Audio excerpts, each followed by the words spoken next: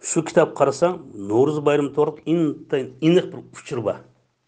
Qanday uchur desang, ayni vaqtda Ali radhiyallohu anhu Kufa shahriga ziyorat kelibdi ekan. Kelgan vaqtida naq shu vaqtida No'ruz bayrami to'g'ri gap qilibdi ekan. Shu vaqtda oldiga chiqib, Hasan sharbati quyib bergan kishi Abu Hanifaning dadasi Sabit rahimahulloh edi. Ya'ni bu Abu Hanifa Paris nasllik, ajdod Paris bular. No'ruz bayramini o'ynagan, shu No'ruz bayramida Hazrat Ali kelib qatnashgan. Hazrat Ali kelib Hasan sharifni ichib, sizlar kuni No'ruz bo'lsin deb duo qilgan. İslam fiqhisida aka. Sahabenin şirketlari eser deb atıldı. Bu eserga tani fatvo chiqarish islom fiqhisida bir uslub, bir metod, bir joiz bir ish. Ali radhiyallohu anhu No'ruz bayramining aslini ishga yeda biz No'ruz bayramining No'ruz ishini yesak nima bo'ldik ya? Demak, bir nimani tushunish aka favqulodda muhim. Agar biz bir narsani tushunmasak aka, bayda o'tib ketdim, hayotim menga qorong'ulik tushdi. Chunki tushuncha ideyaning shakllanishida, ideyaning mavjud bo'lib turishida, ideyaning to'g'ri va xato bo'lishida favqulodda muhim rol o'ynaydi aka. Bir inimiz kapta bu qandoqlar qulga yetib qolgan, men bir chaqchaq Amerikan islom davlati bo'lib qolsin deb duo qilmayman Allohga desam, siz Amerikaga duo qildi ekanlar deb. Amerikan islom davlati bo'lib qolsin deb Allohdan tilayma, arzu qilma. Qana bir shataq bormida desam, bu islomning dushmani tursa, u tursa, bu tursa deydi.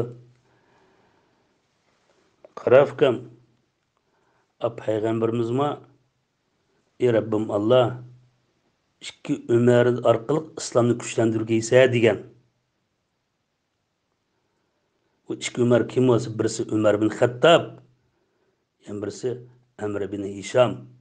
Amr bin Hisham degan biz bildigan Abu Jahil shu. Bu ikkisi ayni vaqtdagi shu Qurayshlarga kattalarda.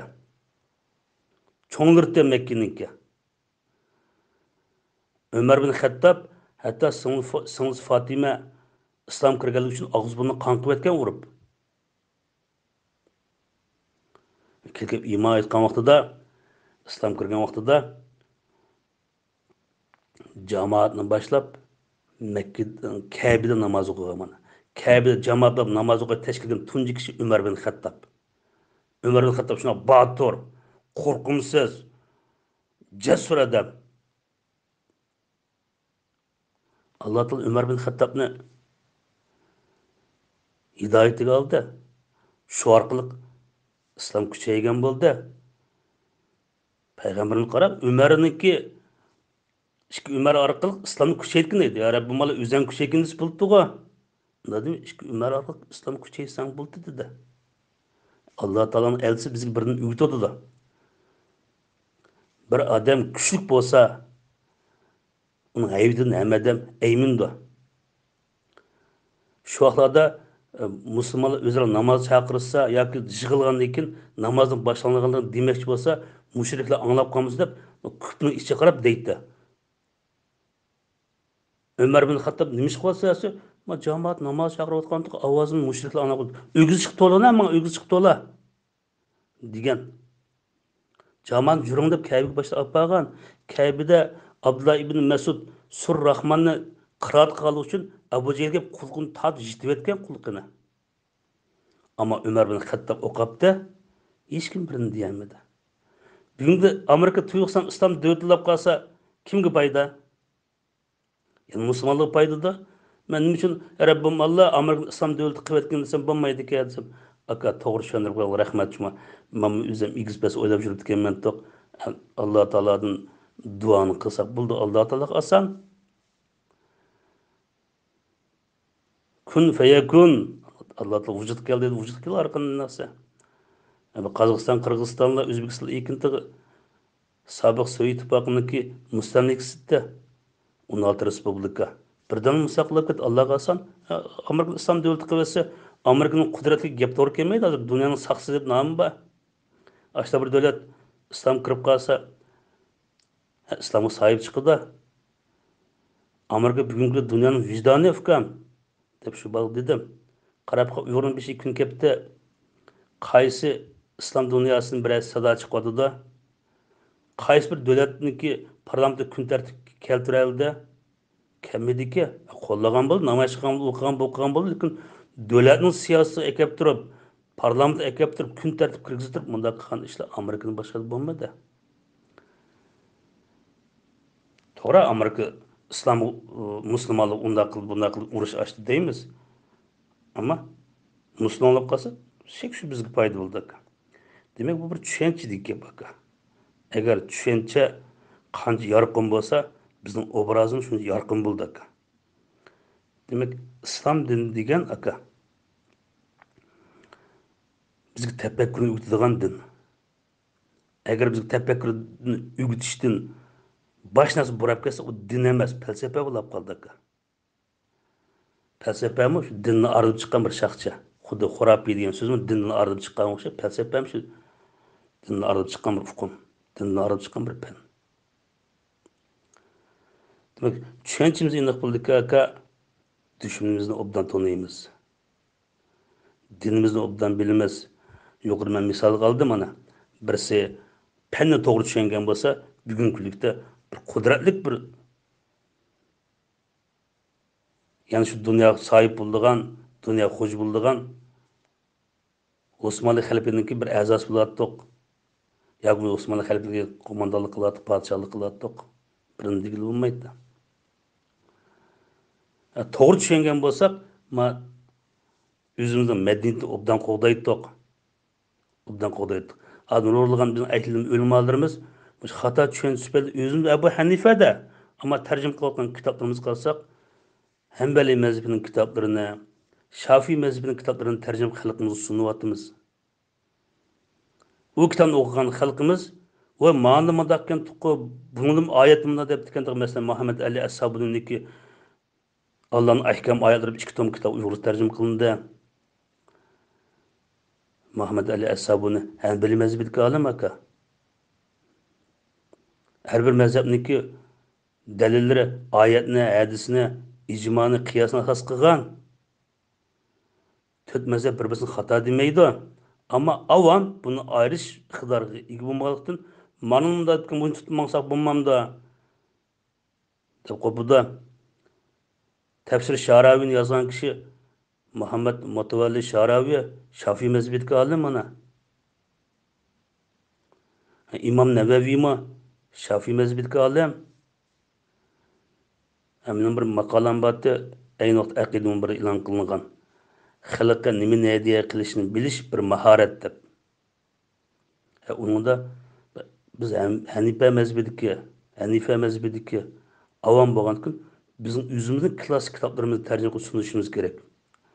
Bizning ajdodlarimiz islom u qadar to'g'ri tushunganki aka, hayron qolsa 1000 yillik tariximizda qaraydigan bo'lsam, Qur'on tarjima qilingan, hadis kitob tarjima qilinmagan.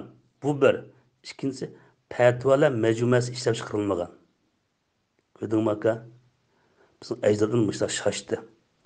Chunki ayet mensuk ve nasih kılalaydı deymiz ama hadisi mensuk nasih kılalaydı diyemeyimiz. Yani mensuk nasih degan gap hükümne fatvanın ehmiyetini yuqatı degan gap. Bir hadis o'tirib chiqib keyin va amaldan qoldirilib ketguncha nurg'un kishilar taqab ketdi. Shuni ba'zilar yetib kelgan hadis amaldan qoldirib o'tmagan hadis yetib keldi. Ba'zilarga bo'lsa keyin amaldan qoldirib o'tib keyin bekitilgan hadis yetib keldi. Shuni u ma'adisini tutib mangdi, bu ma'adisini tutmadi, shuni to'rt mazhab kelib chiqqan. Bu bir harakatdiki bir mazhablarni bu. Aqidada bo'lsa biz Maturid aqidasida aka. İslam aqidasi 3 bo'lindi. Salafilar, Ash'ariylar, Maturidlar deb. Biz Maturid aqidasi turib Salafiylarning aqidasini kitoblarini tunishtirsak, Ash'ariylarning aqidasi kitobini tunishtirsak, xalqning o'tirsa fitna fasod bo'lmasdan boshqa nima bo'ldi aka? Demek avam dindarlığa erişidi. Bu dindarlar özünün məsuliyyətini toğru tutup etmese, xalq ergeç diyen kişilere biz bir gap bakıp müşk arıp kalsan karadası soraydı dep. Çataqaya başlaydı deyin gibi. Şuna şu Ömer bin Hattab radiyallahu anhu dininglarni yaxshi o'ylanglar, bo'lmasa o'zing yashayotgan narsani din deb o'ylab qolsizlar degan. Bizning hayotimizda nurulgan sahala din deb o'ylayapmiz, amaliyotda din emas. Falsafa, tashabbus, xohish, nafs dunyosiga berilishning bosh narsa emas aka. Xo'sh aka, akamiz bir savol so'rab qo'ysa, men bir uzun so'zlab ketdim. Qisqachalam javob beray degandim aka. Ama savolniki hajmi shundoq bo'lib qoldi. Vaqtida aytib beramadim aka. To'g'ri tushungan. Endi akalarimiz, inlarimiz bir to'p kirib o'tib debdi. Endi aka, shu akalarimizga, shu inlarimizga Alloh rahmat qilsin. Aslida men unda to'pda kirsam bo'ladi. Men ammo Ramazon oxiri 10 kunda bolalarni ta'til qo'yib bir sal bo'shab qoldim. Bu ta'til tugagandan keyin lekin bir aldirash tushib ketimiz. Endi men bu yerda meni taklif qilgan yoki o'zim burun bo'lgan to'plarni hammadan chiqib ketgan desam bo'ladi. Hech qanday to'p yo'q mening qo'limda. Hech qanday to'pim a'zamiz, hech qanday to'pim kirmadi, hammadan chiqib ketdim bu. Nima uchun desang, dars o'tashda bir kayfiyat normal bo'lmasinmaydi, yaxshi bo'lmasinmaydi. Endi tahlilgan kitoblarim bor, Odam Güneş'in bir kitabını tahlilab yo'llab qo'ydik. Alloh xohlasa nashr qilganda bir o'qatsam, latofat va nazokat uchun mahremiyat tarbiyasi deydigan. Balla ma'rif tur intan esli kitap qo'shimcha o'qishlik qilsam bo'ladigan navrlarning toza kildan kitoblar. Onun yani ikkisi bor, uni tahlilmasak bo'lmaydi. Bu top kirsak biz savolga javob bermasak bo'lmaydi. Yoki o'zini qisqan tema bo'lmasa, tema bo'lsa onun bir shar'iy yozmasak, tushunchini demasak bo'lmaydi aka. Şuңlaşqa vaqtimiz ketib qoldi. U vaqtimizning o'rni bor bo'lg'achqa Apo so'rayman aka, qo'shib qo'yim deyotgansan, bak xush bo'ldim. Ammo qildigan ishim o'zing zaten ko'rding ki Turkiyaga, Istanbulga kelib aldirashligimni ko'rdim o'zingizdan aka. Shu o'zlarimni qabul qilgan aka, akalarimizga, inlarimizga mendan salom aytgan. Allohga omonat, salomat bo'lgin. Assalomu alaykum va rahmatulloh.